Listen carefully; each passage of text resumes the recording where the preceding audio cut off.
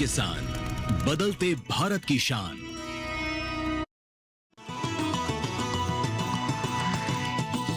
DD किसान, बदलते भारत की शान।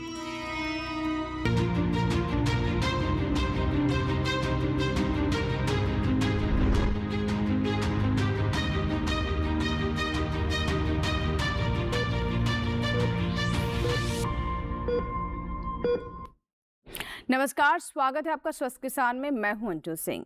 स्वस्थ किसान एक ऐसा कार्यक्रम जिसमें हम स्वास्थ्य संबंधी विभिन्न विषय आप किसानों के लिए, आप दर्शकों के लिए लेकर आते हैं और हम आपको जागरूक बनाते हैं ताकि आप अपने स्वास्थ्य का ख्याल रख सकें और जीवन को बेहतर तरीके से जी सकें।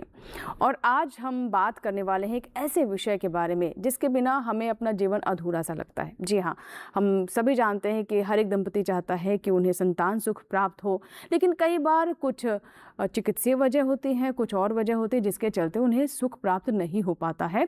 और पहले तो कोई सब विकल्प नहीं था, लेकिन बढ़ते समय के साथ और मेडिकल साइंस के साथ हम काफ़ी तरक्की कर चुके हैं और अब ऐसी ऐसी तकनीकें आ गई हैं, ऐसे ऐसे विकल्प आ गए हैं जिससे इस सपने को पूरा किया जा सकता है। हालांकि ये तकनीकें, ये जो ऑप्शंस हैं, पहले पश्चिमी देशों में ज़्यादा प्रचलित थे, लेकिन धीरे धीरे अब हमारे देश में भी ये काफ़ी लोकप्रिय हो रहे हैं और काफ़ी इनका सक्सेस रेट भी है। जी हाँ, आज हम बात कर रहे हैं कि कैसे IVF यानी टेस्ट ट्यूब से अब हमारे वो दंपति जिन्हें संतान सुख नहीं प्राप्त हो पा रहा था, कोई समस्या थी, उसका समाधान इसे निकाला जा रहा है और बहुत सारे लोगों के जीवन में खुशियां बिखर रही हैं।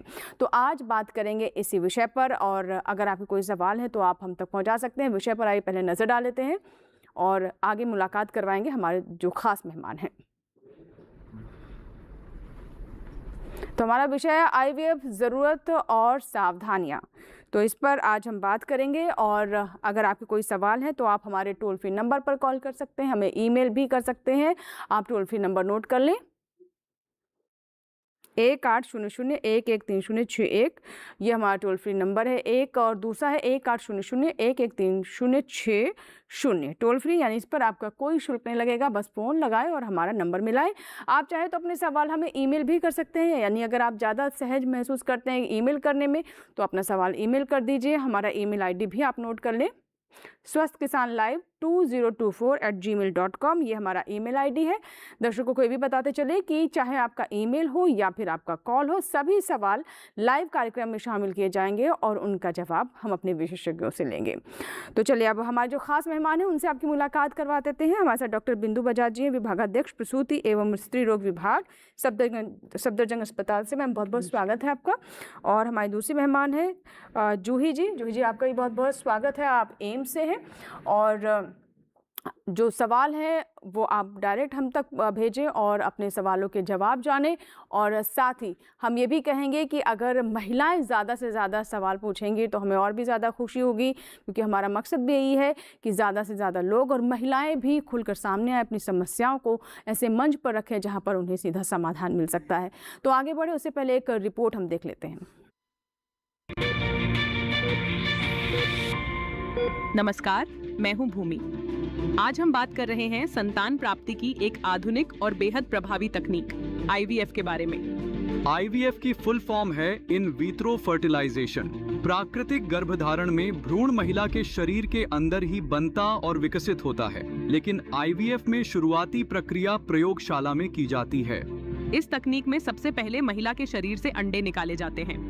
इन अंडों को एक विशेष ट्यूब में रखा जाता है और उनके साथ पुरुष के शुक्राणुओं को मिलाया जाता है। करीब 2 से 3 दिन के भीतर अंडा 6 से 8 कोशिकाओं वाले भ्रूण में बदल जाता है। इसके बाद डॉक्टर इस भ्रूण को महिला के गर्भाशय में ट्रांसफर कर देते हैं। कुछ मामलों में भ्रूण को 5 से 6 दिन तक लैब में विकसित कर ब्लास्टोसिस्ट अवस्था तक पहुंचाया जाता है और फिर ट्रांसफर किया जाता है। अच्छी बात यह है कि भ्रूण ट्रांसफर की प्रक्रिया दर्द रहित होती है और महिला को लंबे बेड रेस्ट की जरूरत भी नहीं पड़ती। एक बार भ्रूण गर्भाशय में पहुंच गया तो उसके बाद विकास की पूरी प्रक्रिया प्राकृतिक तरीके से होती है। अब सवाल ये है कि किन परिस्थितियों में IVF की जरूरत पड़ती है।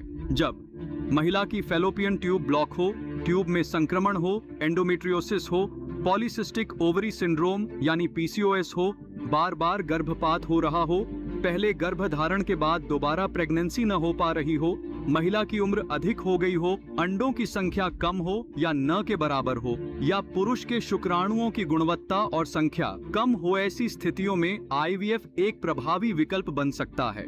आपको जानकर हैरानी होगी कि IVF से दुनिया का पहला बच्चा वर्ष 1978 में लंदन में जन्मा था। उसका नाम था लुईस ब्राउन। आज ये तकनीक लाखों दंपतियों के लिए उम्मीद की नई किरण बन चुकी है। अगर किसी दंपति को संतान प्राप्ति में कठिनाई हो रही है तो निराश होने की जरूरत नहीं है। सही समय पर विशेषज्ञ से सलाह लें, क्योंकि आज विज्ञान के पास समाधान मौजूद है। धन्यवाद।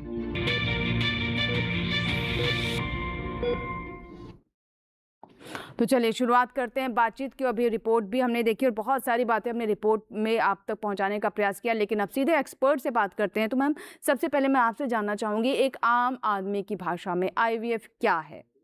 IVF के अंदर दंपति में औरत के अंडे निकाले जाते हैं और उन अंडों को हम पति के शुक्राणु से मिलाते हैं, जो कि लैब में किया जाता है। और इनको बहुत ही स्टेराइल, बहुत ही केयरफुली, ध्यान से किया जाता है। और बच्चा जब बनता है तो उसको फिर माँ के गर्भ में, औरत के गर्भ में वापस डाल दिया जाता है। जी मैम, कैसे देखते हैं आप, जैसे लगातार मेडिकल साइंस की हम बात कर रहे हैं, काफ़ी हम प्रोग्रेस कर रहे हैं, इस विकल्प को किस तरीके से देखा जा रहा है? क्योंकि कई लोगों की तो ज़िंदगी मतलब बनाने वाली बात है कि इतना वो लोग दुखी हो जाते हैं, इतना प्रयास करते हैं, लेकिन पहले कोई चारा नहीं था, कोई रास्ता नहीं दिखता था, लेकिन अब जब से हम IVF को देख रहे हैं और ये काफ़ी सक्सेसफुल भी है, ये किस तरह से इसे परसीव किया जा रहा है? तो IVF एक आधुनिक तकनीक है उन दंपतियों के लिए, खास करके जिनको संतान प्राप्ति में कठिनाई हो रही है और बाकी सामान्य तरीके से जो हम हल नहीं कर पा रहे हैं समस्या का। तो इसमें आज चिकित्सा इतना डेवलप हो गया और ये आधुनिक तकनीक हमारे पास पॉसिबल है। इससे काफ़ी सारे लोगों को सक्सेसफुली प्रेगनेंसीज हो रही हैं। तो ये बहुत बड़ा ज़रूरत हो गया है आजकल के ज़माने में, क्योंकि अगर WHO के हम देखें स्टैट्स तो लगभग 6 में से 1 दंपति को प्रेगनेंसी में कठिनाई हो रही है।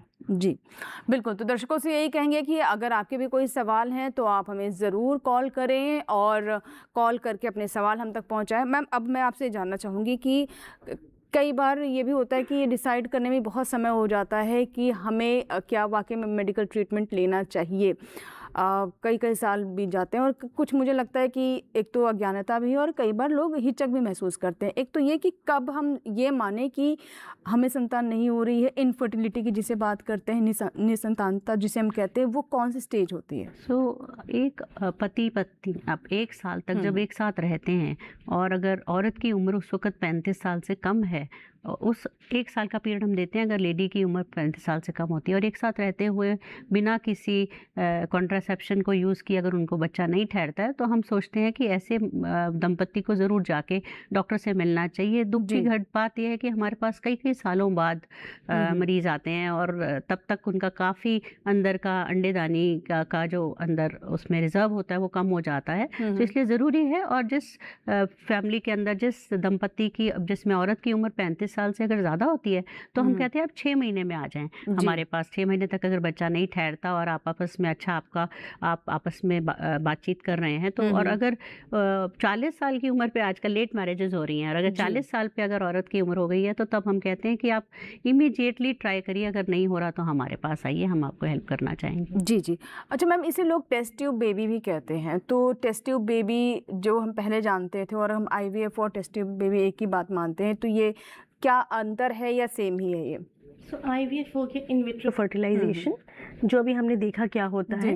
टेस्ट ट्यूब बेबी सामान्य लैंग्वेज में, सामान्य भाषा में लोगों को समझाने के लिए टेस्ट ट्यूब बेबी का इस्तेमाल किया जाता है। असल में प्रयोगशाला में, लैब में सब चीज़ें हो रही हैं।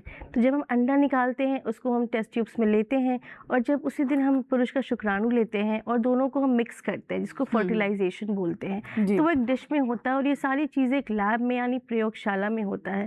तो टेस्ट ट्यूब एक सामान्य भाषा में समझाने के लिए इस्तेमाल किया जाता है। तो काफ़ी लोगों को इन विट्रो फर्टिलाइजेशन नहीं समझ आता है, इसलिए। जी, नंदस्वरूप मिश्रा जी हैं हमारे आज के कार्यक्रम के पहले कॉलर, आइए उनसे हम बात करते हैं। नंदस्वरूप जी, स्वागत है आपका स्वस्थ किसान में। बताएं क्या सवाल है? हेलो जी, सवाल बताइए। हाँ, नमस्कार सर, मेरा नाम नंदस्वरूप मिश्रा। मैं जानना चाहता हूँ, जो महिलाएं अधिक उम्र में शादी करती हैं तो क्या वो निसंतान के दायरे में आते हैं? और दूसरी चीज, क्या निसंतान के लिए महिलाएं ही जिम्मेदार है, पुरुष नहीं है? इसके निसंतान के लिए कौन से जो है टेस्ट अनिवार्य है जो हमें करना चाहिए और उसकी जानकारी हमें लेना चाहिए। ठीक है, आपके मुझे लगता है 3 सवाल हैं। तो पहला सवाल तो ये कि क्या ज़्यादा उम्र में बच्चे होने की समस्या पैदा हो जाती है, बहुत लेट मैरिजेस जो होती हैं या फिर बहुत देरी से जो बच्चे के लिए प्रयास करते हैं। तो पहला इसका हम जवाब लेते हैं मैम, फिर 2 और सवाल उन पर भी जाएंगे। तो ठीक कह रहे हैं नंसुरीप जी, आपका क्वेश्चन बहुत ही अच्छा है। आप कहना चाहते हैं कि अगर सिर्फ महिला की उम्र इम्पॉर्टेंट है या कि पुरुष की भी, तो पुरुष की उम्र भी इम्पॉर्टेंट है और पुरुष के कितने शुक्राणु हैं ये देखना भी ज़रूरी है। औरत की उम्र इसलिए हम ज़रूरी समझते हैं क्योंकि उम्र के साथ औरत के अंदर के अंडेदानी के जो अंदर अंडे होते हैं वो कम होते जाते हैं जैसे जैसे उम्र बढ़ती है। और पुरुष के अंदर शुक्राणु जो होते हैं, अगर ऐसे भी पुरुष हैं जिनके कभी शुक्राणु है ही नहीं जिनके, तो टेस्ट कराना ज़रूरी है। जब 1 साल तक इकट्ठे रहते हुए बच्चा नहीं हो रहा है कपल को, तो ज़रूर जाइए, 1 साल हम टाइम पीरियड देखने को कहते हैं। मगर अगर औरत की उम्र 35 से कम होती है तब हम कहते हैं 1 साल लीजिए, नहीं तो जल्दी जाइए।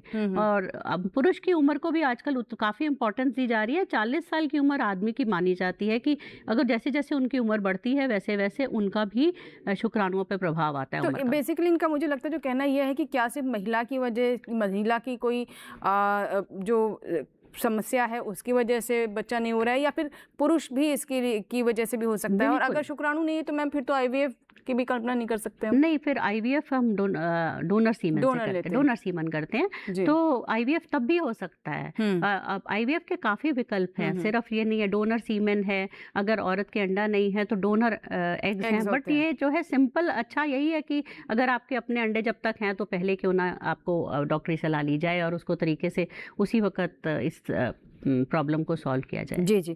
अच्छा, दूसरा इनका सवाल ये था कि जांचें कब कौन कौन सी कराई जाएं, ये भी इन्होंने जानना चाहा, तो मैं उस पर भी आऊँगी। लेकिन उससे पहले विपिन है एक हमारे दर्शक जिन्होंने मध्य प्रदेश के सागर से फ़ोन लगाया है। आइए बात करते हैं। विपिन जी बताइए क्या सवाल है। जी नमस्ते मैम। नमस्कार जी, मेरे 2 सवाल थे मैम। पहला सवाल ये था मैम कि जो लोगों निसंतानता की समस्या से जूझ रहे हैं, IVF करवाते हैं, तो इसमें कहते हैं कि सावधानियां और जो परहेज है वो बड़ा जटिल होता है, तो इसके बारे में जानना चाह रहे थे। और दूसरा सवाल ये था कि जिन लोगों का पीरियड्स गड़बड़ होते हैं तो क्या उन लोगों को भी ये समस्या हो सकती है। ठीक है, चलिए 2 सवाल आपके बहुत अच्छे सवाल हैं। तो मैम पहले जो नंदस्वरूप जी का दूसरा सवाल था वो ले लेते हैं कि IVF जब कोई डॉक्टर कहता है तो वो कब कहता है, किस तरह की जांचें होती हैं और जब वो जांचें का क्या रिजल्ट होता है जिसके बाद सजेस्ट किया जाता है। सावधानियाँ जांचों में जैसे पहले हमारे कॉलर ने पूछा, दोनों का ही योगदान है गर्भधारण के लिए, महिला और पुरुष का। और जब निसंतानता की समस्या होती है तो हमें दोनों का ही डिटेल में टेस्ट करने होते हैं। कुछ ब्लड टेस्ट होते हैं, अगर महिला की बात करते हैं तो पहले ब्लड टेस्ट होते हैं, कुछ हार्मोन्स की जांचें होती हैं, अल्ट्रासाउंड होता है जिनसे हम अंडाशय की शक्ति यानी उसके रिजर्व को देखते हैं, पहले असेस करते हैं। उसके अलावा ओवुलेशन हो रहा है नहीं हो रहा है, अल्ट्रासाउंड और हिस्ट्री के जरिए हम इन चीज़ों का अनुमान लगाते हैं। इसके अलावा अगर पुरुष की बात करते हैं तो पुरुष में शुक्राणु की हमें क्वालिटी, गुणवत्ता और नंबर दोनों देखना है। उसके लिए एक बेसिक सा एक सीमेन यानी शुक्राणु का टेस्ट होता है। इसके बाद महिला में हमें फेलोपियन ट्यूब्स होती हैं जो प्रेगनेंसी के लिए ज़रूरी होती है। IVF से पहले वाले उपचार जब हम करते हैं तो उसके लिए ट्यूब्स की जांच होती है जिसको हम HSG बोलते हैं। तो इन सब जांचों के बाद हम पता लगा पाते हैं कि प्रॉब्लम क्या है और किस तरह का उपचार हम करें। जी।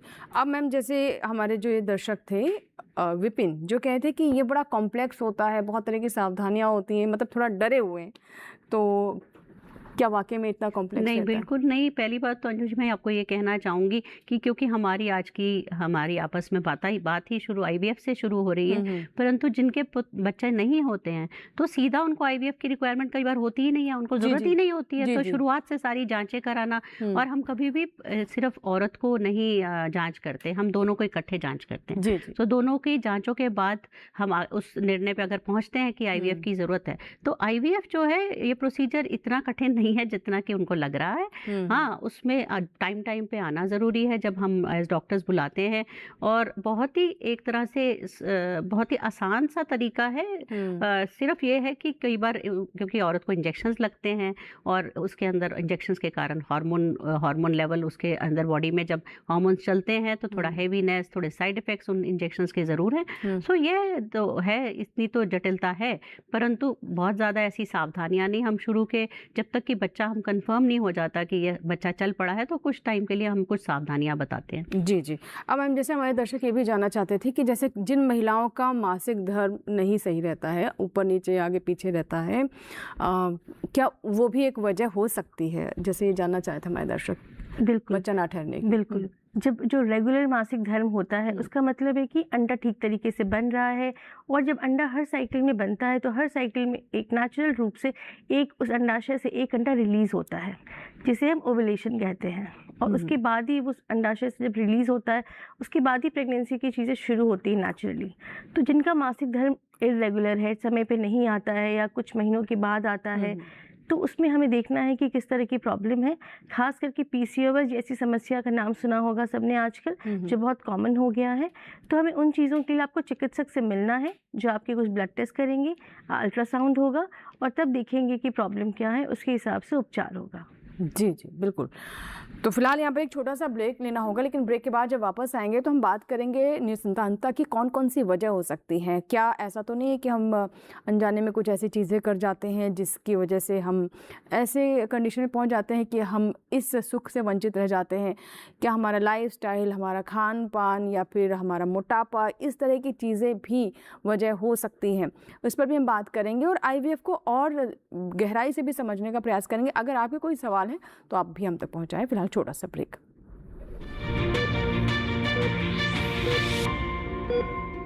गांव में आया नया हीरो, खरपतवार का डर हुआ जीरो। अब खेती का काम होगा खास, जब ये सुपरस्टार होगा हर किसान के पास। गांव का superstar steel MH210 power weeder. Steel उपकरण लाए परिवर्तन। हेलो, कार्यक्रम के पहले कॉलर जुड़ गए हैं। इस बीच हमारे पास कुछ ईमेल्स भी आए हैं। सवाल पूछिए अपना। कैरेट में जो मक्का पैदा करेंगे इनमें कौन सी सावधानी बरतनी है? गर्म इलाकों के लिए आप HRM 99 इनसे आप कुछ फल ले सकते हैं। जैस्मीन के पेड़ पे जैस्मीन, उसको पूरी खुली धूप चाहिए। फसल में कीट लगा हो या कोई बीमारी, पशुपालन में हो कोई दिक्कत, या चाहिए कोई जानकारी, फोन उठाइए, नंबर मिलाइए और कहें हेलो किसान। सोमवार, बुधवार और शुक्रवार शाम 6 से 7 बजे सिर्फ DD किसान पर। गांव में आया नया हीरो, खरपतवार का डर हुआ जीरो। अब खेती का काम होगा खास, जब ये सुपरस्टार होगा हर किसान के पास। गांव का superstar steel MH210 power weeder. Steel उपकरण लाए परिवर्तन।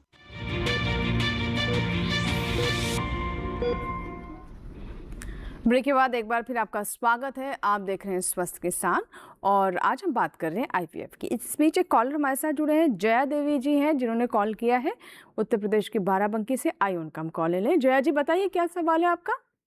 हाँ, जय देवी मिश्रा बोल रही हूँ, बाराबंकी से। हमारा गांव बसौली पड़ता है। हाँ, पूछना ये चाह रहे कि जैसे गर्भवती महिला को क्या खाना चाहिए, क्या कौन कौन सी सावधानी रखनी चाहिए जिससे बच्चा स्वस्थ रहे?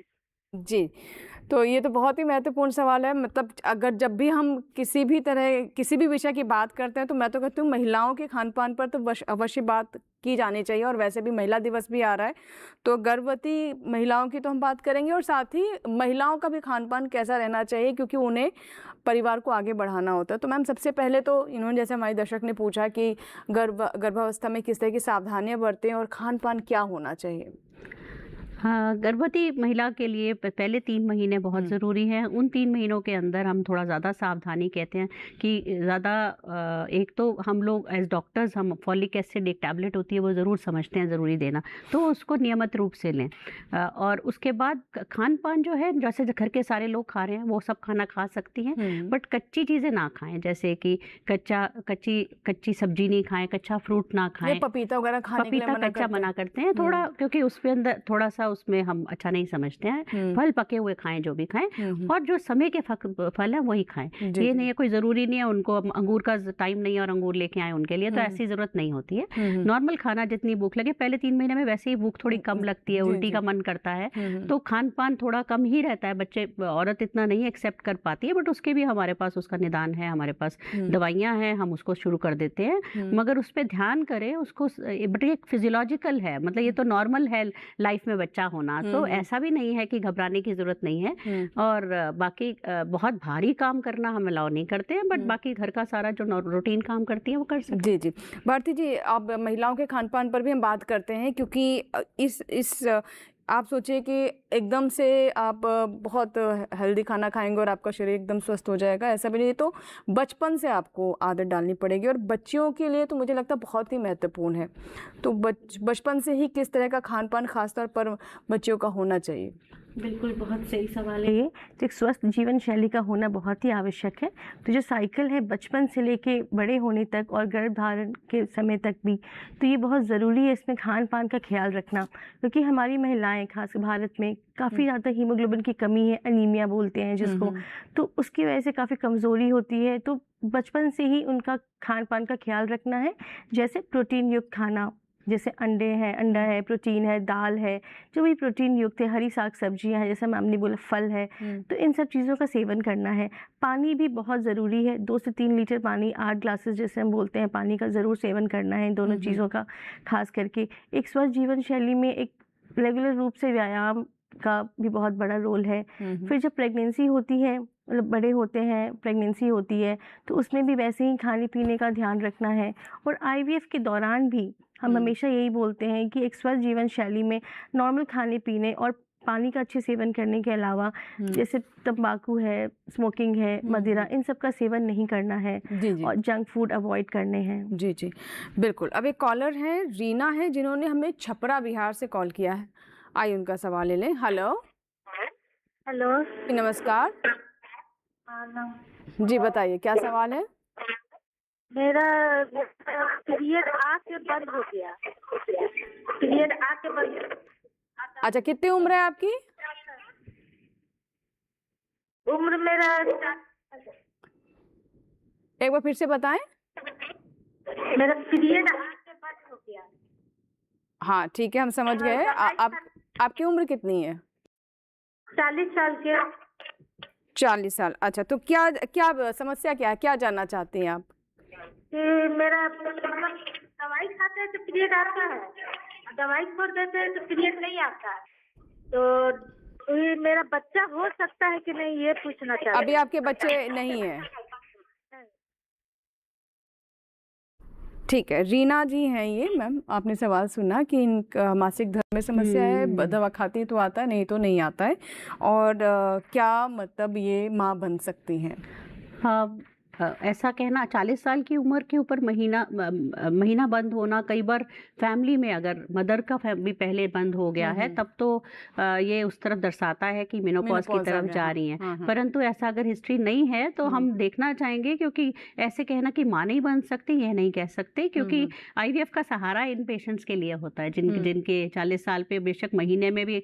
पहले तो हम देखेंगे क्या कारण है, हार्मोन एनालिसिस करते हैं, उसके बाद ही हम इस कंडीशन पे पहुंचेंगे कि क्या इनको सचमुच कोई और हेल्प चाहिए या कि अपने आप से इनके अपने अंडों से ही बच्चा बन सकता है। जी। मगर और भी बहुत है IVF लेकिन इनका ये जो सवाल था कि क्या वो माँ बन सकती हैं, तो बिल्कुल मेडिकल साइंस कभी किसी चीज के लिए नहीं कहेगा कि नहीं हो सकता। मैम, आप क्या कहना चाहेंगे? बिल्कुल, मेनोपॉज अगर अर्ली हो गया है तो हमारे पास डोनर का ऑप्शन है, का विकल्प है। अगर मेनोपॉज नहीं, हार्मोनल असंतुलन है, तो उनको ठीक करने के लिए कुछ दवाइयों की ज़रूरत है, थायराइड की प्रॉब्लम है या दूसरे हार्मोन्स की प्रॉब्लम है, या फिर कोई और कारण है तो पहले हमें उसका पता लगाना है, ब्लड टेस्ट होने हैं, अल्ट्रासाउंड होना है, तो उसके बाद ही हम उसका उपचार कर सकते हैं। जी जी। अब मैं आपसे जानना चाहूँगी कि क्या हर वो दंपति जिससे संतान नहीं हो रही, क्या उन्हें आईवीएफ की आवश्यकता होती है अल्टीमेटली, या फिर कुछ और भी इलाज हैं, कुछ और भी चीज़ें हैं जिन्हें आप बिल्कुल आईवीएफ लास्ट रिसॉर्ट, मतलब सबसे आखिर में हम आईवीएफ सोचते हैं। सबसे पहले तो हम चाह रहे हैं कि अपने आप से ही पहले, कई बार कई मरीजों में सिर्फ थायराइड की कमी के कारण ही प्रॉब्लम आ जाती है या कोई और विटामिन्स की कमी निकलती है, सो टेस्ट कराने के बाद ही पता चलता है। औरत के अंदर अगर ट्यूबें खुली हुई हैं, अगर आदमी के शुक्राणु ठीक हैं और अगर अंडे बनते हैं औरत के, तो कोई कारण नहीं है उनके बच्चा ना ठहरे। तो उससे अगर कई 1 साल हो गया हम नहीं कर पा रहे, तो हमारा फर्स्ट जो है वो IUI करते हैं। इसका मतलब इंट्रा यूटराइन इंसेमिनेशन, इसका मतलब पति के शुक्राणु को लेके उनको साफ करके हम उनके पत्नी के गर्भ में डालते हैं और उससे एक बच्चा ठहर जाता है अपने आप से ही। और उसके बीच में हम IUI करते वक्त अल्ट्रासाउंड करके अंडे का ग्रो करता देखते हैं, अंडा कितना बढ़ रहा है, और जब टाइम होता है उस वक्त कुछ ऐसे टीके लगाते हैं कि अंडा रिलीज होता है और उस वक्त हम IUI कर देते हैं। सो ये सस्ता भी है और इससे बच्चा भी ठहर जाता है आराम से। ये इन्वेजिव भी नहीं होता, इन्वेजिव भी नहीं होता, औरत को कष्ट भी कुछ खास नहीं है ना, सिर्फ आके दिखाना है टाइम पे जब हम कहें। तो IUI सबसे आसानी से होता है और इसके रिजल्ट्स भी अच्छे हैं, ऐसा नहीं है कि रिजल्ट्स नहीं है। तो IUI पहला स्टेप है। अगर उससे भी नहीं ठहरता है, पहले तो सबसे पहले उनको दोनों को इन्वेस्टिगेट, दोनों की जांचें करेंगे, जांचों के अंदर कोई खराबी आएगी उसको ठीक करेंगे, और अगर जांचें ठीक आ रही हैं दोनों की, तो हम ट्यूबें खुली हुई हैं हमने चेक कर लिया, तो हम पहले IUI का फर्स्ट स्टेप लेते हैं। अगर उससे भी नहीं होता 2-3 बार करने पे, तो कई बार हम ट्यूबों पे हमें लगता है कि ट्यूबें देखने में तो हमने जो एक्सरे किया उसमें ट्यूब ठीक लग रही है, पर शायद इसको लैप्रोस्कोपी की ज़रूरत है। इसके अंदर दूरबीन की जांच से हम ट्यूबों को अपनी आंखों के सामने नीचे से दवा डाल के देख लेते हैं कि भाई ट्यूबें खुली है या नहीं है। अगर तब खुली है तो हम 3 बार और चांस दे देते हैं IUI का, तो 6 बार IUI हम लोग करते हैं। उसके बाद हम IVF की तरफ बढ़ते हैं। और अगर ऐसा लग रहा है कि उसके लेडी के अंडे कम है, तब हम कई बार सिर्फ 3 IUI के बाद ही IVF बोलते हैं कि IVF करवा लीजिए। तो मरीज पे देखना पड़ता है, हर मरीज को अलग से देखना पड़ता है। अब मैम मैं जानना चाहूँगी भारती जी कि IVF का सक्सेस रेट क्या होता है, क्योंकि ये भी लोगों के मन में है कि एक तो ये बहुत महंगा है और बहुत जैसे कुछ सवाल भी आए कि बहुत पेचीदा होता है, बहुत पेनफुल होता है और पैसा भी लगता है। तो अगर सक्सेसफुल नहीं हुआ तो कई लोग इस वजह से भी फैसला लेने में काफ़ी डिले कर देते हैं या फिर फैसला ले ही नहीं पाते। तो मैं चाहूँगी इसके बारे में भी बताएं। बिल्कुल। सो IVF का सक्सेस रेट कई सारे फैक्टर्स पर निर्भर करता है।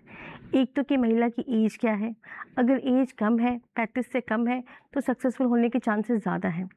दूसरा, महिला और पुरुष की बाकी जांचों में क्या रिजल्ट्स हैं, जैसे महिला की कोई अंडाशय में कोई कमी है, अंडाशय का रिजर्व कैसा है, तो वो अगर अच्छा है, सामान्य रूप से अंडे बन रहे हैं, सब ठीक है, तो हमारा सक्सेस रेट बेटर होता है। फिर पुरुषों के शुक्राणु में गुणवत्ता कैसी है, नंबर्स कैसे हैं, तो उन पे भी काफ़ी हद तक निर्भर करता है, क्योंकि आखिरकार जब बच्चा बनना है, भ्रूण बनता है, तो दोनों के मिलाव से बनता है। तो सारे फैक्टर्स को देखते हुए, इसके अलावा कुछ बीमारियां होती हैं जैसे एंडोमेट्रियोसिस है, ट्यूबरकुलोसिस, TB सुना है जो भारत में काफ़ी कॉमन है। इन सब केसेस में फिर हमारा सक्सेस रेट कम हो जाता है। अगर ओवरऑल हम देखें ऑन एन एवरेज 30 से 40% हमारा सक्सेस रेट है एक साइकिल का। अब किसी के अंडे हमारे ज़्यादा बने हैं और भ्रूण के नंबर ज़्यादा हैं, तो हमने जैसे एक बार हमने साइकिल किया और हमारे पास 5 या 6 ज़्यादा भ्रूण बन गए हैं, हमने एक का इस्तेमाल किया, बाकी को फ्रीज कर दिए, तो हम उसको अगली बार अगले साइकिल में यूज़ कर सकते, दोबारा सेम प्रक्रिया करने की ज़रूरत नहीं होती, हम उन भ्रूण को बारी बारी से यूज़ कर सकते हैं। अच्छा, बार बार फिर आपको एग निकालने की ज़रूरत नहीं है जी। तो ये सब डिपेंड करता है, निर्भर करता है कि उस महिला की नंबर्स कितने हैं, अंडाशय की क्वालिटी कैसी है, पुरुष की क्वालिटी कैसी है, इन सब पे। ठीक है, चौबेश्वर जी हैं एक दर्शक हमारे जिन्होंने महाराष्ट्र से कॉल किया है, आइए बात करते हैं। जी चौबेश्वर जी, बताएं क्या सवाल है। सर, और उम्र 40 है सर, नहीं क्या मैडम? हेलो, हाँ जी, हाँ बताएं, सवाल बताइए। हाँ, उम्र 40 है, स्त्री की नहीं क्या सर मैडम? उम्र 40 है और अभी बच्चा नहीं हुआ है, ये कहना चाह रहे हैं? हाँ, बच्चा नहीं हुआ है। औरत की उम्र कितनी है? 40। 40। अच्छा, कोई और कोई कॉम्प्लिकेशन कुछ अभी तक डॉक्टर से कुछ जांचें कराई हैं आपने? नहीं नहीं नहीं, कुछ किया नहीं है। और एक बार हुआ था, लड़की नहीं क्या, वो चली गई। अच्छा, ठीक है। बहुत दुख की बात है, लेकिन अभी आपने जो सवाल किया हम उसका जवाब ले लेते हैं।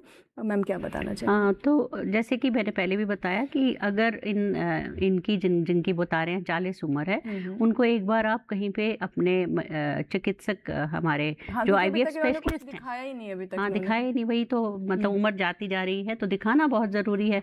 उसमें देखना पड़ेगा, जैसे डॉक्टर जूही ने भी बताया कि अंडाशय में कितने अंडे हैं, है ना, और उनकी क्वालिटी अंडों की। कई बार इन पेशेंट्स में IVF करने पे 1 या 2 भी जब अगर गर्भ इसमें हमारे एम्ब्रियो बन जाते हैं तो कई बार उससे भी प्रेगनेंसी ठहर जाती है। तो ऐसे कह पाना, दूर से कहना पाना बड़ा मुश्किल है। उनको पूरा अपना टेस्ट करवाने पड़ेंगे और पति के भी टेस्ट कराने पड़ेंगे, क्योंकि एक बार माँ बनी है तो ये बहुत पॉजिटिव समझा जाता है। जिस औरत के पहले बच्चा हो एक बार ठहर गया तो उसके चांसेस ज़्यादा होते हैं। तो इसलिए अपने को दिखाएं, दिल छोटा ना करें और समय और व्यर्थ ना करें। ये बहुत ज़रूरी है, क्योंकि अभी तक आप डॉक्टर के पास गए नहीं, कोई जांचें नहीं कराई। ये बहुत कई बार देरी हो जाती है फैसला लेने में ही, जिसके बारे में पहले भी कहा।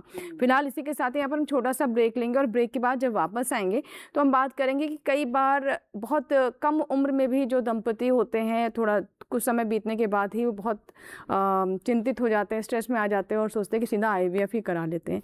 तो क्या ये प्रवृत्ति भी ठीक है? क्या ये ट्रेंड सही है? क्या ये सोच सही है? इस पर भी हम बात करेंगे। कहीं मत जाइएगा, आप देखते हैं स्वस्थ किसान।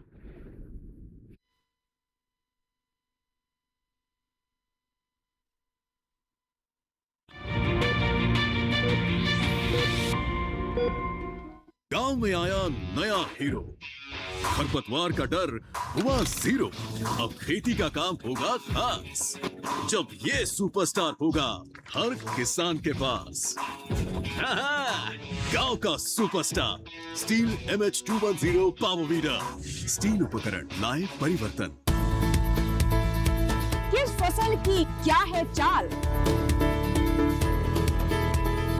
किस मंडी का क्या है हाल, उतरते चढ़ते भाव का असर, आयात निर्यात का क्या है असर,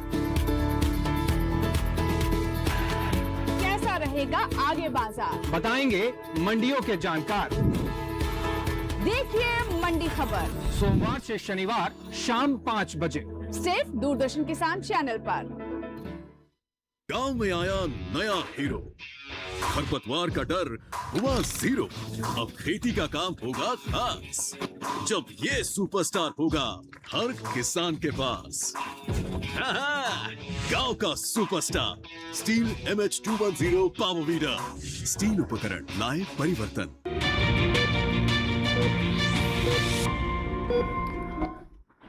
ब्रेक के बाद एक बार फिर आपका स्वागत है। आप देख रहे हैं स्वस्थ किसान। आज हम बात कर रहे हैं IVF की, जो कि हमारे उन दंपतियों के लिए किसी वरदान से कम नहीं है जो संतान की चाहत में सालों बिता देते हैं, लेकिन आखिरकार उनके जीवन में ये आशा की किरण आती है और उनकी गोद बच्चे से भर जाती है। तो चलिए बातचीत को आगे बढ़ाते हैं। और मैम, जैसा कि मैंने ब्रेक से पहले कहा कि एक हमने बहुत सारे ऐसे कॉलर्स देखे जो कि 40 साल तक उम्र तक इंतज़ार कर रहे हैं, डॉक्टर के पास नहीं गए। वही हम कुछ ऐसे भी लोगों से मिलते हैं जो 1 साल कुछ महीने ही इंतज़ार करते हैं और उसके बाद वो रेस्टलेस हो जाते हैं और सोचते हैं कि आप ज़्यादा समय क्या व्यर्थ करें, IVF ही करा लेते हैं। तो दोनों ही क्या सही है? ये जो सोच है ये क्या सही है? मैं मतलब सीधा IVF के बारे में ही सोचा जाता है। वो तो ठीक नहीं है। जैसे आप बोल ही रहे हैं कि इतनी छोटी उम्र, अगर छोटी उम्र है, टाइम है, और हमने बट एक बार जांच कराना, जब वो टाइम पीरियड निकल गया, 1 साल हो गया, मैं फेवर में हूँ कि आप आके एक बार ज़रूर डॉक्टर को दिखाएं। क्योंकि हमने ये भी देखा है छोटी उम्र की लेडीज़, जैसे मैं आपको बताना चाहूँगी कि हमारे देश के अंदर छोटी उम्र पर भी हमने देखे हैं कि अंडेदानी में अंडे कम हैं। तो इसलिए ज़रूरी है कि अगर एक बार डॉक्टर से सलाह लें। अगर डॉक्टर कहती हैं हैं कि नहीं अभी टाइम है, आप अपने आप कोशिश करें, तो पहले उनकी कहना मान के अपने आप कोशिश करें। अगर नहीं ठहरता है तो फिर जैसे आपको बताया स्टेप बाय स्टेप हम आगे बढ़ेंगे, सारे टेस्ट एक बार करेंगे, अगर सब कुछ ठीक है तो आपको टाइम देंगे कि आप अपने आप कोशिश करें। नहीं ठहरता उसके बाद IUI करेंगे। अगर सब कुछ ठीक है तभी IUI, कंडीशंस पूरी होनी चाहिए कि जैसे ट्यूब एक खुली हुई है, शुक्राणु ठीक है, तब आप IUI करना चाहेंगे। IUI से नहीं ठहरेगा तो IVF करना चाहेंगे। सीधा अभी टाइम हुआ नहीं और आप एकदम IVF कहें तो वो भी ठीक नहीं है, क्योंकि नेचर का अपना तरीका है, बच्चा अपने हिसाब से जो बनता है कई बार वो बिल्कुल ठीक बनता है। जी जूही भारती जी, मैं अब आपसे जानना चाहूँगी कि क्योंकि हम उम्र की बात कर रहे हैं, तो एक तो ये हुआ कि जो आप प्राकृतिक रूप से आप गर्भवती होती हैं वो, दूसरा ये कि अगर IVF कराया जाता है तो उम्र का उस पर कितना फ़र्क पड़ता है, मतलब सक्सेस रेट कितना प्रभावित होता है या फिर उस महिला के स्वास्थ्य पर कितना प्रभाव पड़ता है। एक महिला जो 35 साल में करवा रही है IVF और एक जिसने मान लीजिए 45 साल या 42 साल में, कितना प्रभाव रहता है उसका?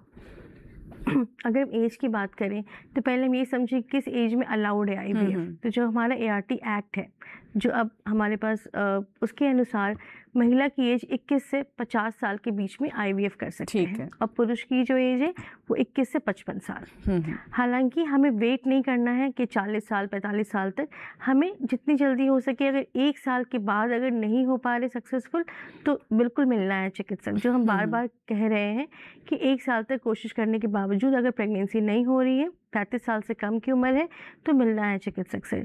क्योंकि ये समझना है हमें कि जो सफलता का जो दर है वो 35 साल से कम में बहुत अच्छा है एज़ कम्पेयर टू जब हम 40 साल के पास या उसके बाद हम IVF करा रहे हैं। और खुद के अंडों से प्रेगनेंसी होना जो एक सपना है, खुद का बच्चा होना, तो हम जितनी जल्दी कराएंगे अंडाशय की क्वालिटी उतनी अच्छी होगी, तो उसमें भी हमें सफलता मिलती है। जैसे जैसे एज उम्र बढ़ती है अंडाशय की क्वालिटी कम होता है, सक्सेस रेट कम होता है, तो फिर हमें डोनर की आवश्यकता या मदद लेनी पड़ती है। जी। और साथ में एक चीज़ और बताना चाहूँगी, क्योंकि फाइनली हमें ये है कि एक गर्भधारण होना है और प्रेगनेंसी होनी है। तो जैसे जैसे उम्र बढ़ती है तो गर्भधारण में, प्रेगनेंसी में भी मुश्किलें बढ़ती हैं, कॉम्प्लिकेशंस होते हैं, जैसे BP बढ़ना, डायबिटीज़ होना।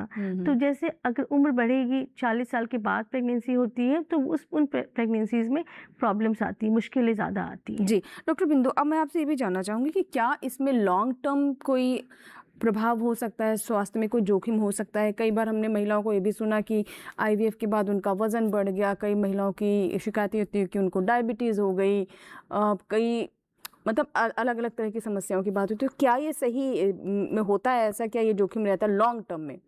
लॉन्ग टर्म अभी जैसे डॉक्टर जूही ने बोला, उम्र जो है वो बहुत इम्पॉर्टेंट, एज जो है सिंगल मोस्ट इम्पॉर्टेंट फैक्टर है। तो 40 के आसपास अगर प्रेगनेंसी ठहरेगी तो ब्लड प्रेशर तो वैसे ही हमारे देश के अंदर 35 के बाद ही अगर हम देखें तो काफ़ी लोगों को ब्लड प्रेशर की बीमारी हो रही है। सो प्री डायबिटिक हो जाते हैं, प्री डायबिटिक हो रहे हैं, शुगर और ब्लड प्रेशर हो रहा है। तो ये सिर्फ IVF के पेशेंट्स नहीं हैं, है ना। तो जीवन शैली हमने बोला किस तरह से अपने जीवन को हम ऐसे रखें कि अपने लाइफ स्टाइल चेंजेस करें। तो ये नहीं है IVF से रिलेटेड नहीं है, IVF के लॉन्ग टर्म प्रोग्नोसिस बच्चे का भी मदर का भी सेम है, जो कि खुद से बच्चा जब ठहरता है तो उसमें फ़र्क नहीं है। परंतु क्योंकि उम्र के हिसाब से ये सब बीमारियां वैसे भी आती हैं, तो ये IVF से रिलेट करते हैं, क्योंकि लेट एज में IVF करवाते हैं जाके, तो इसलिए उससे रिलेट किया जा रहा है। बट ये मिथ है, इट इज़ ये। डॉक्टर जूही भारती जी, अब मैं आपसे जानना चाहूँगी कि एक ये भी यहाँ पर बिल्कुल क्लियर करें, बहुत सारे हमारे दर्शक ये भी सोचते हैं और ख़ासतौर पर गांव से जो महिलाएं आती हैं वो कहती हैं जो भगवान देता है वही सबसे अच्छा है, और टेस्ट ट्यूब बेबी या IVF ये विकल्प जो हैं ये स्वस्थ बच्चे नहीं होते हैं या फिर वो जो सामान्य बच्चे होते हैं उनसे अलग होते हैं। ये कितना बड़ा मिथ है? तो जो भगवान देता है नेचुरली होता है, वो सब चाहते हैं, पर एक आधुनिक तकनीक है जो उन दंपतियों की मदद के लिए है जब नेचुरली प्रेगनेंसी नहीं हो पा रही है, जब मुश्किलें आ रही हैं। जब IVF से प्रेगनेंसी होती है तो उनकी प्रेगनेंसी भी सेम नॉर्मल प्रेगनेंसीज की तरह ठीक रहता है, सब कुछ, इतनी कोई प्रॉब्लम नहीं आती, इससे घबराने की बिल्कुल ज़रूरत नहीं है। ये तभी करना है जब उसकी ज़रूरत है, सामान्य तरीके से प्रेगनेंसी नहीं हो पा रही है। हाँ, लेकिन ये भी है कि जिसके पास विकल्प है और उसका बच्चा नहीं हो रहा है तो उसे भी भ्रमित ना किया जाए बिल्कुल कि वो इस तरह के विकल्प न अपनाए। अब हमारे साथ एक कॉलर हैं जिनका नाम है बेरूलाल, राजस्थान से हैं। आज इनका सवाल लेते हैं। जी बेरूलाल जी, बताइए क्या सवाल है? नमस्कार डॉक्टर साहब। नमस्कार सर, डॉक्टर साहब। नमस्कार। मैंने सर सब चेक करवा ली सब जगह। आप और पूछना चाहता हूँ कि 40 साल की मेरी उम्र, 35 की घरवाली की, ठीक है। अभी तक कोई बच्चा बच्ची का कोई नहीं हुआ सवाल। डॉक्टर के पास गए, आपने जांचें कराई कुछ मेरूलाल जी अभी तक? अभी तक नहीं हुआ, मैंने सब जगह चेक करवा लिया। आप और जी सर,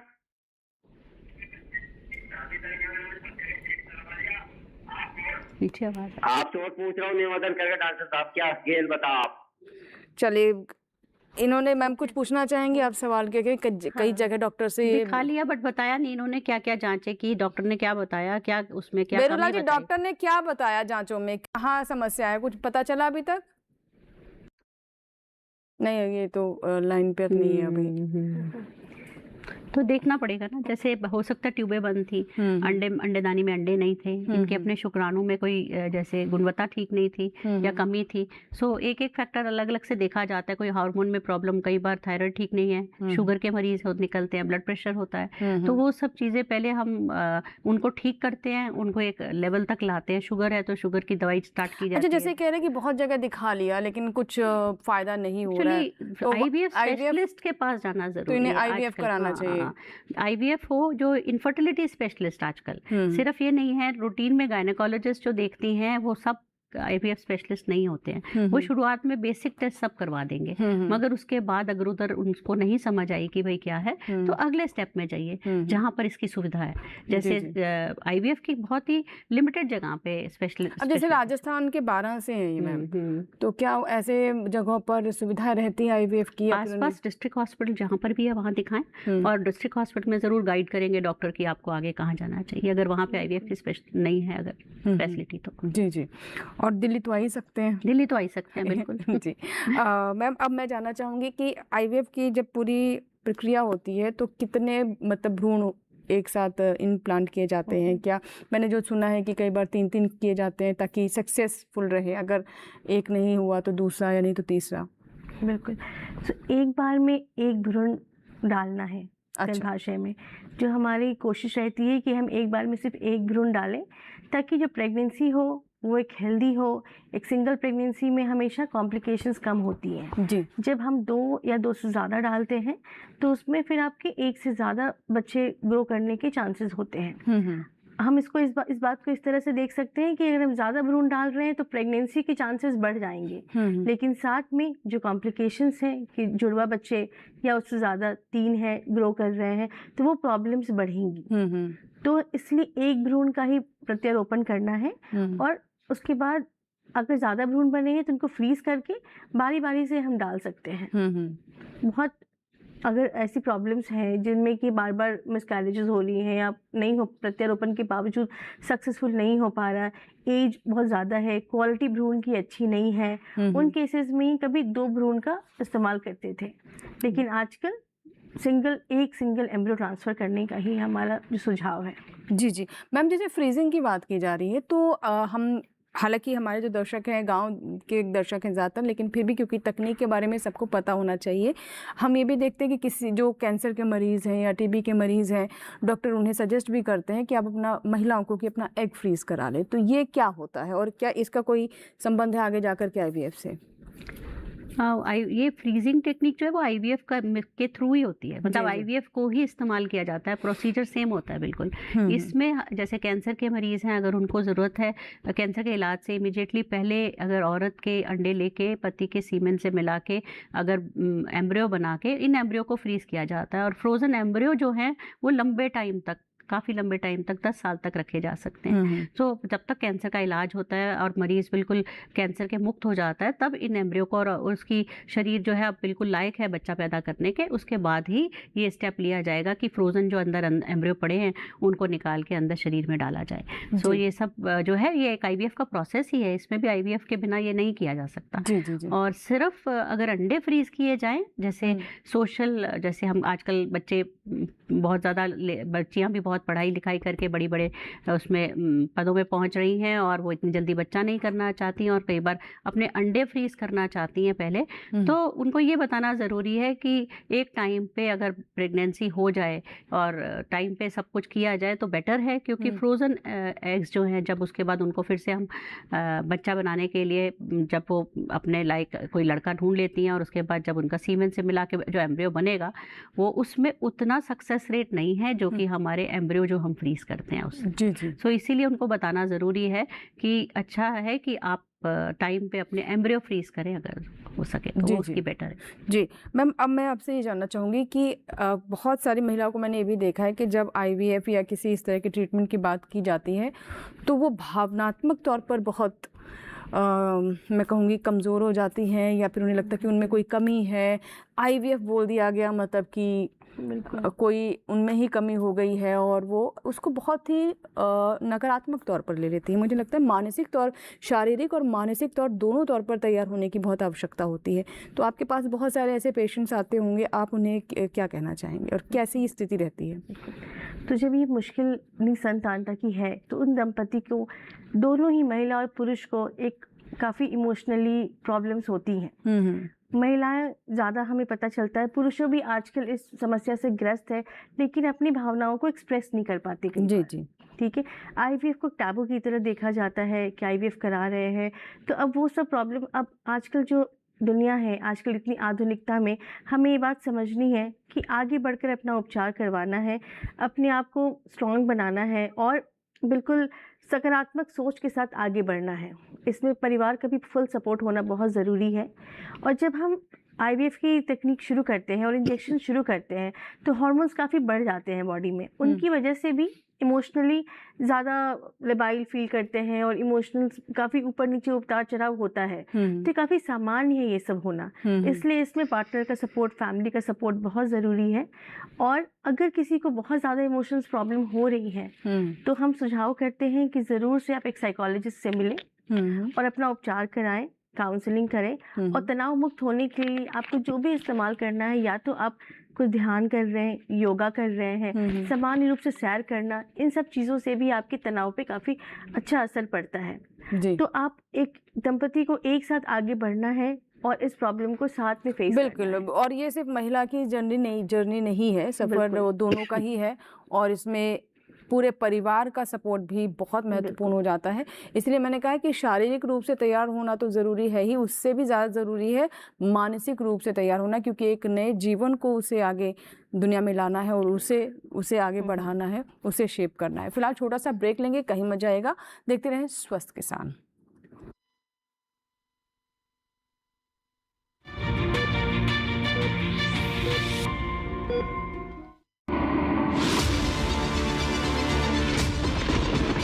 बारिश हो या हो तूफान, ओलावृष्टि या तापमान, या हो पर्यटक स्थलों का पूर्वानुमान, पाला हो या कोहरा हो, या हो वायु की गुणवत्ता, सबकी सटीक जानकारी, सबका सटीक विश्लेषण। देखिए हमारे साथ मौसम खबर में। मौसम खबर, देश के मौसम का सबसे तेज और सटीक विश्लेषण, रोजाना शाम 7:30 बजे डीडी किसान पर।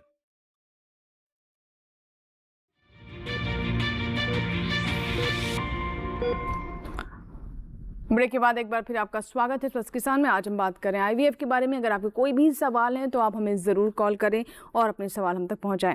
अब मैम एक बार फिर से मैं उसी विषय पर आऊँगी जो एक सोशल, मैं कहूँगी ये सिर्फ एक दंपति का रोल इसमें नहीं है, मैं कहूँगी कि सामाजिक स्ट्रक्चर भी हमारा ऐसा है, पूरे समाज को इसे समझना होगा। और महिलाएं कई बार अपने आप को बड़ा अलग थलग समझती हैं, जिनके साथ इस तरह के साल भर में अगर उन्हें बच्चा नहीं हुआ तो वो अपने आप में घुटती रहती है। और गाँव वगैरह में हमने अभी देखा है कि आज भी ऐसी स्थितियाँ आ जाती है जब महिलाओं को ही दोषी समझा जाता है कि अगर संतान नहीं हो रही है तो वो दोषी है, मतलब दोषी ठहराया जाना।